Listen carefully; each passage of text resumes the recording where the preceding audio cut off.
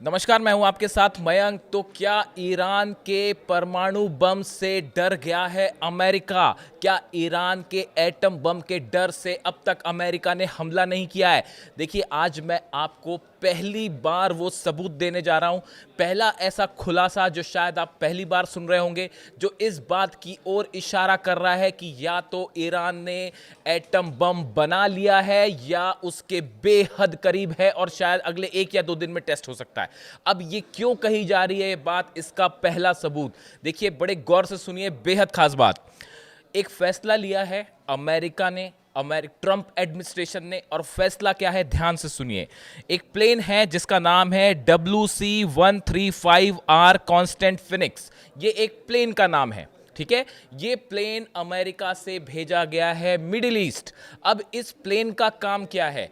इस प्लेन का काम यह है कि क्या एटमॉस्फेयर में किसी तरह का रेडिएशन हुआ है, या परमाणु धमाके के बाद जो कण रिलीज होते हैं एटमॉस्फेयर में, ये उनके सैंपल्स लेके ये पता लगाने की कोशिश करता है कि क्या किसी देश ने परमाणु परीक्षण कर लिया है।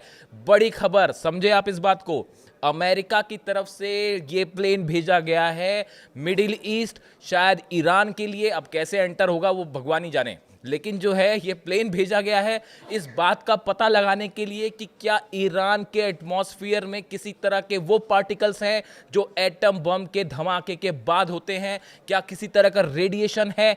देखिए, जो पहले खबर है मैं वो आपको बताऊं, ये कंफर्म खबर है, ये कोई सोर्स नहीं बता रहा है, ये कंफर्म खबर है। The Boeing WC-135R Constant Phoenix is a US Air Force aircraft that collects atmospheric samples to detect and identify nuclear explosions.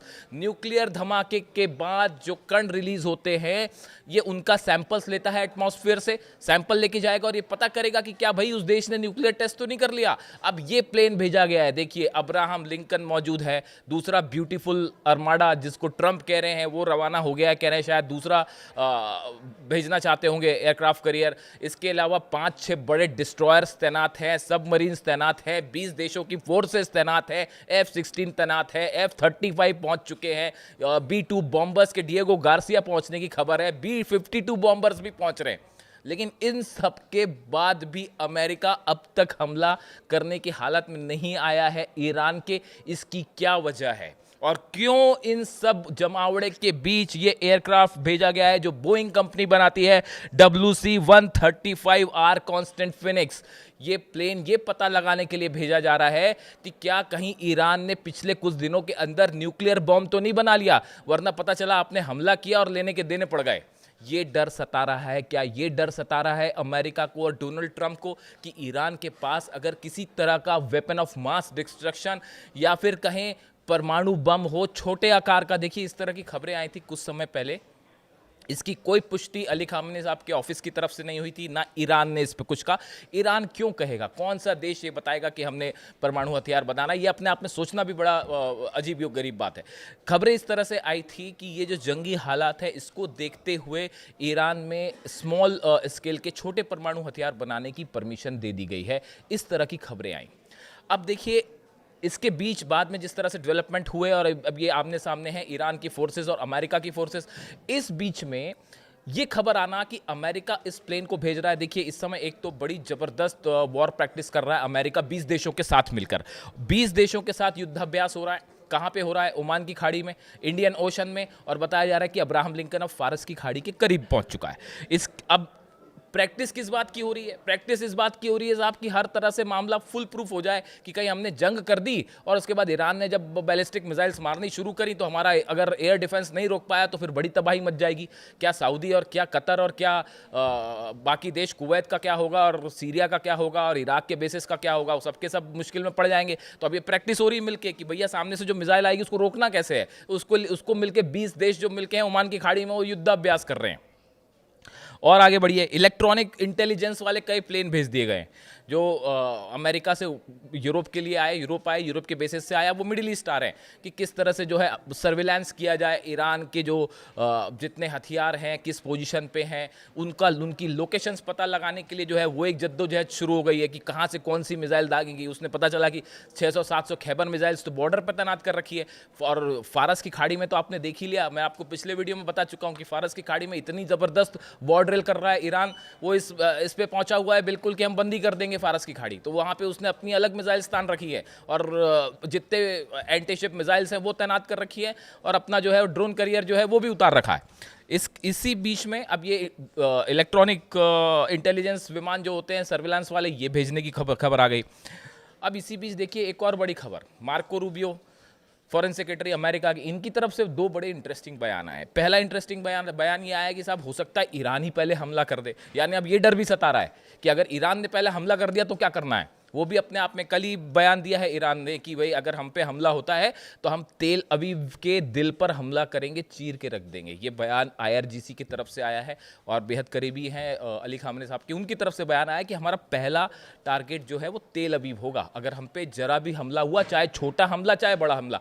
अच्छा, एक और बड़ी मज़ेदार खबर चल रही साहब, खबर ये चल रही है कि इस तरह की बात हो रही कि लिमिटेड स्ट्राइक की जाए, मतलब फुल फ्लेजेड वार न किया जाए, एक छोटा हमला जैसे होता है। पिछली बार 12 दिन की जंग हुई, उसके बाद बीच में B2 बॉम्बर्स आए, 3 जगह न्यूक्लियर ठिकानों पर बम बरसाए और चल दिए। तो अब अमेरिका क्या इस तरह की कोई प्लानिंग कर रहा है कि छोटा लिमिटेड हमला हो? ईरान ने कह दिया भैया ऐसा है, देखो छोटा या बड़ा हमला करे उसका मतलब आप समझ जाओ क्या होगा और उसका परिणाम फिर भुगतने के लिए तैयार रहना। इसीलिए इतनी बड़ी जो तैयारी हो रही है अमेरिका की तरफ से और बाकी देशों की तरफ से, वो ये तैयारी चल रही है। ईरान के फॉरेन मिनिस्टर अब्बास अराक्ची साहब जो है उनकी तरफ से क्या बयान आया सुन लीजिए। Iran foreign minister has warned that Tehran forces have their fingers on the trigger. वो उन्होंने कहा कि ईरान की जो सेना है और ट्रिगर पर जो है वो उंगली है, आपने हमला किया और उंगली दबी, and are ready to respond immediately and forcefully to any US military action. कहीं से भी आप हमला करें उसका तुरंत जवाब मिलेगा, चाहे हमला आप जमीन से करें, चाहे आसमान से करें और चाहे पानी से करें, समंदर से करें, जहां से भी हमला करें ईरान पूरी तरह तैयार है और सीधा जवाब देगा। ईरान ने यह भी कहा है कि जो फारस की खाड़ी है, हॉर्मुज, जिसको हॉर्मुज के इलाके में खास तौर पर जो जिस तरह से टेंशन देखा जा रहा है और अब्राहम लिंकन हॉर्मुज के करीब पहुंच रहा है, काफ़ी करीब है उसके, तो वहाँ पे ईरान की तरफ से कहा गया कि जो हॉर्मुज का इलाका है, जो फारस की खाड़ी है, ये ईरान की है और आसपास के जो देश वहाँ हैं उनकी है। आप यहाँ पे आके अपना जो है, आपका क्या काम, आप यहाँ आके क्या कर रहे हैं, आप निकलिए यहाँ से। तो ईरान ने सीधी वार्निंग दे दी अमेरिका को कि इसको फ़ौरन खाली करिए। वो एक अलग टेंशन खड़ी हो गई कि अगर हॉर्मुज को बंद कर दिया इन्होंने तो उसके बाद फिर तो आप देखिए कि ऑयल प्राइसेस कहाँ जाते हैं और जितना ट्रेड यहाँ से होता है 20% ऑयल यहीं से निकलता है, उसके बाद वो अलग अलग टेंशन खड़ी हो जाएगी। इसके अलावा देखिए जो एक दो खबरें और आई इसके अलावा कि जर्मनी के जो चांसलर हैं मर्ज, उनकी तरफ से एक बयान आया है। देखिए हर बयान को आप जब तस्वीरें जोड़ के देखते हैं तो आपको एक बड़ा पिक्चर मिलता है। उन्होंने कहा है कि it is just the matter of weeks जिसके अंदर हमला हो सकता है।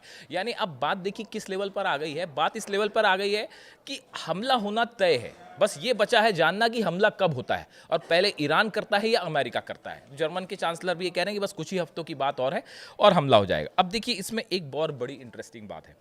बड़ी इंटरेस्टिंग बात यह है कि डोनाल्ड ट्रंप का जो नया बयान आया, आपने पता नहीं कल देखा नहीं देखा, उस बयान में उन्होंने कहा है कि ईरान फौरन हमसे जो है वो न्यूक्लियर डील पर समझौता कर ले और अगर समझौता नहीं करेगा तो परिणाम भुगतने के लिए तैयार रहे।